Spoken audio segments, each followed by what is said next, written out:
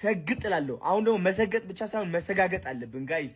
ሰጋግጠን ነው መስራት ያለብን። ሰጋግጠን ነው በራሳችን መተማመን ያለብን። ሰጋግጠን ነው ደፍረን መውጣት ያለብን። ስግጥግጥ እሰጋግጣለሁ። ስግጥግጥ ፍምስ የታባ ሰግጥ የሚለው ቃል እንዳትጠቀሙ ብያቸዋለሁ። እንዳትጠቀሙ ጋይስ። ይህ ሰግጥ የሚለው ቃል እውነቴን ነው የምላችሁ በጣም ብዙ ጠላቶች ይዞ ቢመጣ አይገርማችሁ? ከምታስቡት በላይ ማለት ነው።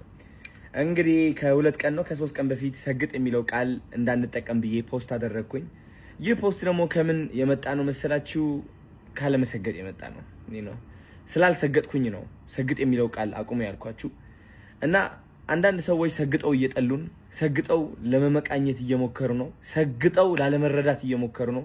ሰግጠን ለማስረዳት እየሞከርን ሰግጠው ላለመረዳት እየሞከሩ ነው። ስለዚህ ካሁን በኋላ ሰግጥ የሚለው ቃል እንዳትጠቀሙ፣ ስግጥግጥ የሚለው ቃል ነው የምትጠቀሙት ማለት ነው። ከስግጥ ፍምስ ወደ ስግጥግጥ ፍምስ ተቀይሯል ማለት ነው። ስግጥግጥ እሰጋግጣለሁ። ፍርሃት አያሸንፈኝም። እኔ በምንም ተአምር ፍርሃት አያሸንፈኝም። ስህተት እስካልሰራው ድረስ ፍርሃት አያሸንፈኝም። ለዓላማዬ የምሞት ሰው ነኝ። ለዓላማዬ እውነት ምቆም ሰው ነኝ። እኔ መሰገጥ ማለት ይህ ነው። ለዓላማ ቁም ብዬ እየመከርኩኝ እያለ እንዴት ከዓላማዬ እርቃለሁ? እኔ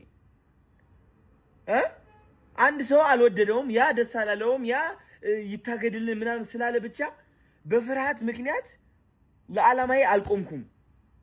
እናንተ የመሰላችሁ ሰግጥ የሚለው ቃል ያቆምኩት ነው የመሰላችሁ። በቃ ሰግጥ ይኸው ሲምፕል 3 ቃላት ነው። ወደ ፍግት፣ ወደ ትግት፣ ወደ ስርት ፍምስ እንቀይረዋለን ምናምን እያላችሁ ነበር። ቃላቱ አይደለም። this is my integrity የአዶናይ ኢንቴግሪቲ ነው ይሄ።